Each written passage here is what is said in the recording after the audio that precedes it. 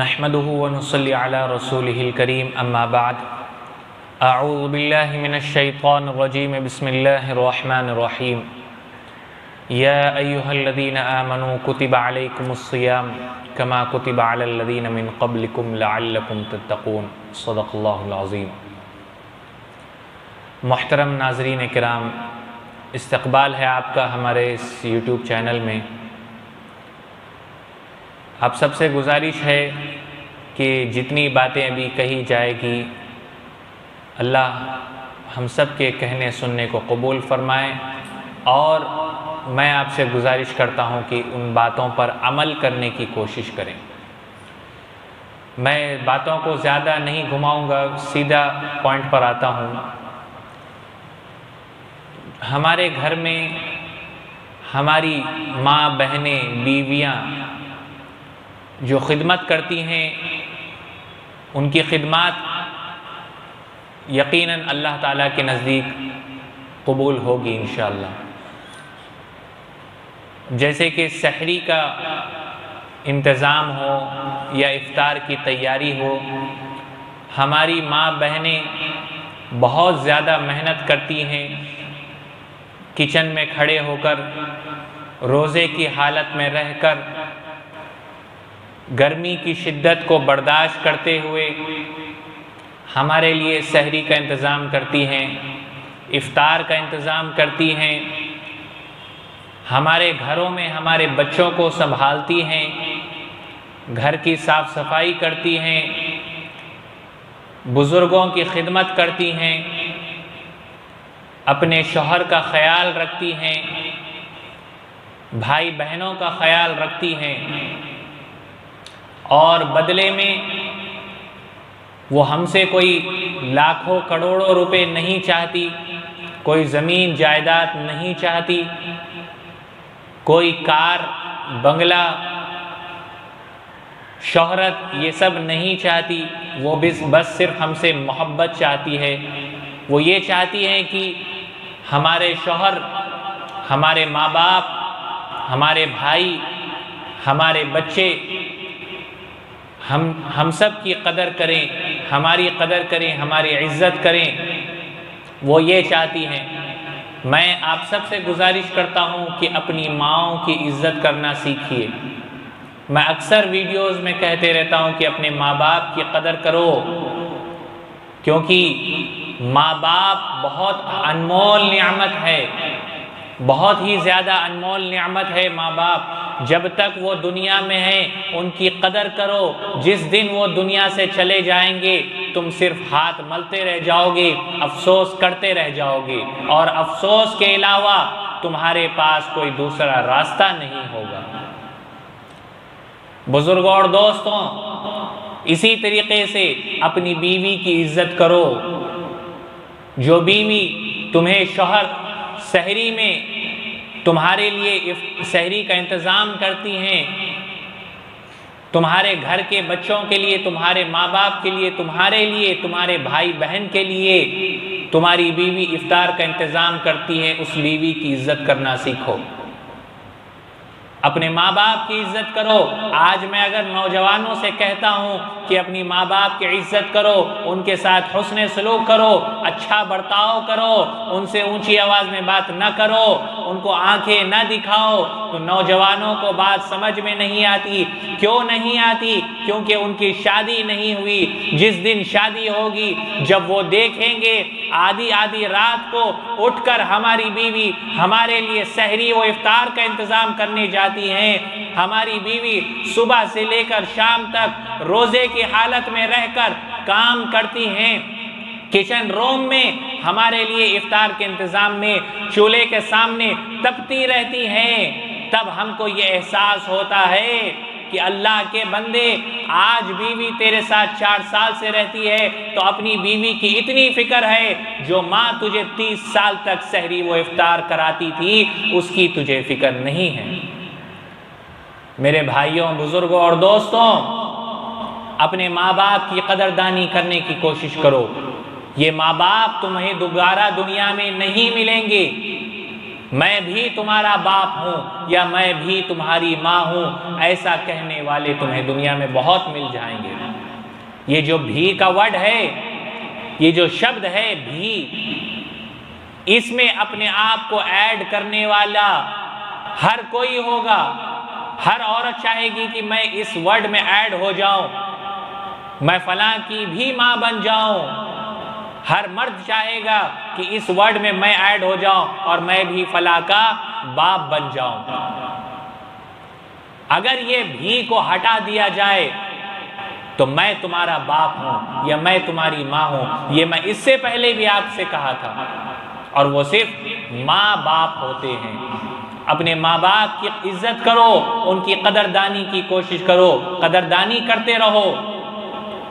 رمضان کا یہ مبارک مہینہ چل رہا ہے، اکثر دیکھنے میں آتا ہے ہمارے نوجوان ہوٹلوں کے پاس کھڑے ہو کر حلیم کھاتے ہیں۔ کھائیے بھائی، اللہ تعالیٰ آپ کو دیا، بالکل کھائیے، بالکل کھائیے، لیکن آپ کے گھر میں وہ بوڑھے ماں باپ بھی ہیں، آپ کے گھر میں وہ بچے بھی ہیں، آپ کے گھر میں وہ بیوی بھی ہے، آپ کے گھر میں چھوٹے بھائی بھی ہیں، آپ کے گھر میں آپ کی بڑی بہن بھی ہیں، ان کا بھی خیال کیجیے، ان کے لیے بھی لے کے جائیے۔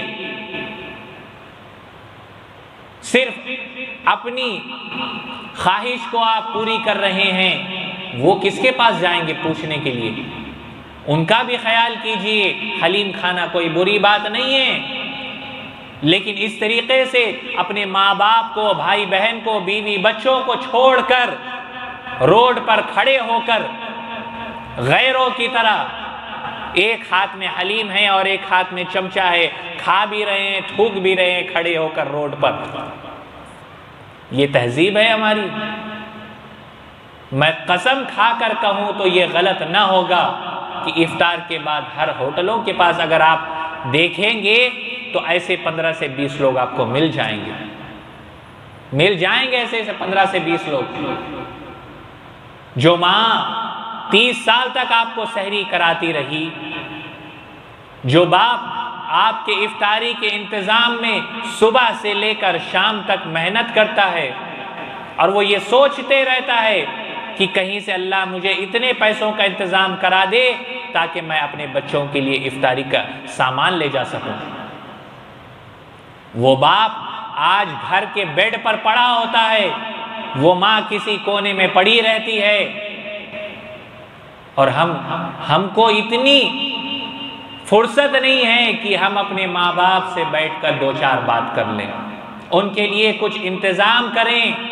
اگر وہ شوگر پیشنٹ ہیں تو ان کے لیے کچھ اچھا انتظام کرو، فروٹ نہیں کھا سکتے تو کوئی اور چیز کا انتظام کرو۔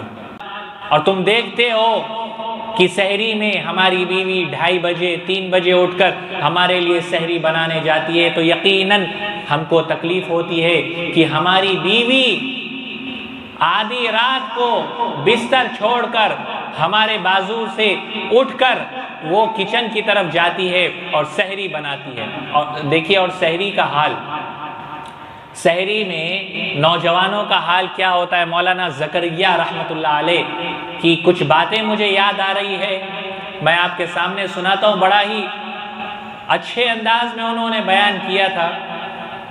مولانا زکریا رحمت اللہ علیہ، اللہ ان کی قبر کو نور سے منور فرمائے، اللہ ان کے درجات کو بلند فرمائے۔ بہت ان کی خدمات رہی ہیں دین کے لیے۔ مولانا زکریا رحمت اللہ علیہ فرماتے ہیں کہ جب ہماری گھر کی عورتیں سحری بنانے کے لیے اٹھتی ہیں اور ہمارے گھر کے جوان یا اس عورت کا شوہر سوتے رہتا ہے، وہ آتی ہیں، کھانا بناتی ہیں، آ کے اٹھاتی ہیں، سالن گرم کرتی ہیں، آ کے اٹھاتی ہیں، روٹی گرم کرتی ہیں، آ کے اٹھاتی ہیں، گوشت تل کے رکھتی ہیں، آ کے اٹھاتی ہیں، 10 سے 12 بار چکر لگاتی ہیں۔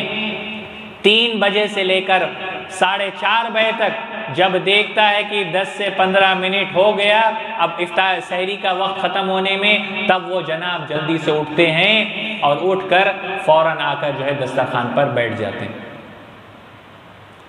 اور دیکھیے اب ان کو اٹھانے کا یہ کہتے بھی ہیں کہ مجھے گیلے ہاتھوں سے اٹھانے کا نہیں، گیلا گیلا ہاتھ مجھے ہاتھ لگانے کا نہیں، ہاتھ اٹھانے کا نہیں، اور لائٹ کھول کے نہیں اٹھانا۔ جیسے یہ بڑے ماشاءاللہ 30 مار خان ہیں، بہت بڑے اللہ والے ہیں، لائٹ کھول کے ان کو نہیں اٹھانا۔ اب وہ بیڈ لائٹ جلتی ہے کہیں گھر میں کونے میں، بیوی 1 بار اٹھاتی، 2 بار اٹھاتی، 10 بار اٹھاتی، اس کے بعد جب نہیں اٹھتا ہے تو بیڈ لائٹ کی روشنی سے دیکھتی ہے کہ چلے گیا کی زندہ ہے کہ چلے گیا کی اوپر۔ جب دیکھتی ہیں حضرت کا پیٹ، یہ مرغیوں کا قبرستان اچھا خاصا بڑا ہوتا ہے، جب دیکھتی ہیں کہ اندھیری وہ اس روشنی میں، بیڈ لائٹ کی روشنی میں پیٹ اوپر نیچے اوپر نیچے، ارے نہیں بھائی ہے، ابھی انہیں ہے، زندہ ہے، ابھی انہیں زندہ ہے، مر کو نہیں گیا۔ تو گھر والے بولتے ارے آ رہا تو آگ دو، نہیں تو جان دو، آ رہا انہیں تو آنے دو، نہیں تو جانے دو، چھوڑ دو۔ جب 10 منٹ 12 منٹ رہ جاتے ہیں تب وہ جناب بھاگتے ہوئے اٹھتے ہوئے لنگی برابر کرتے ہوئے آتے ہیں، اور آتے کی بولتے کھانا دیو، بچے بولتے، بیوی بولتے جاؤ جی ذرا جا کے منہ تو دھو لے کے آؤ، برش کرو، تو بولتے شیر کبھی منہ دھویا، شیر کبھی منہ دھویا کیا؟ تب پھر میرے کو کئی کو بول رہے منہ دھونے، کھاؤ لاؤ، جلدی لاؤ۔ لائے کھڑے کر کے کیسا کی کر کے کھا پی کے سو گئے، فجر غیب، فجر غیب، ظہر غیب۔ اثر میں معاملہ دیکھیے کیسا ہوتا ہمارے حیدرآباد میں بھی، کہیں افطار پارٹیاں چل رہی ہیں، کہیں کچھ ہو رہا ہے، گھر میں اگر سمجھیے ماشاءاللہ 12 سے 15 لوگ اگر ہمارے گھر میں افطار کرنے والے ہیں، ہمارے رشتہ داروں میں، ہمارے گھر میں ماں بہنیں ہم لوگ اگر 12-15 لوگ ہیں، تو فلاں صاحب پوچھتے حلیم کہاں سے لایا بھائی؟ تو وہ ایک بولتا شاہ غوث سے لے کے آیا۔ اچھا شاہ غوث سے لایا؟ ارے وہاں سے کئی کو لایا رہے بھائی، پستہ ہاؤس کی اچھی رہتی نا حلیم۔ پوچھتا دہی بڑے کہاں سے لایا؟ دبیل پورے دروازے سے لایا۔ ارے وہاں سے کئی کو لایا رہے بھائی، یاقوت پورا بڑے بازار سے بھی لانا تھا نا۔ یہ شیخ کباب کہاں سے لایا؟ رومان ہوٹل سے لایا رہے، وہاں سے کئی کو لایا رہے بھائی، امپیریل ہوٹل سے لا لینا تھا نا۔ یہ کہاں سے لایا، وہ کہاں سے لایا، دہی بڑے کہاں سے لایا، حلیم کہاں سے لایا؟ اللہ کے نبی بولے ارے افطار کا وقت ہے امتی، دعا کر کے مر۔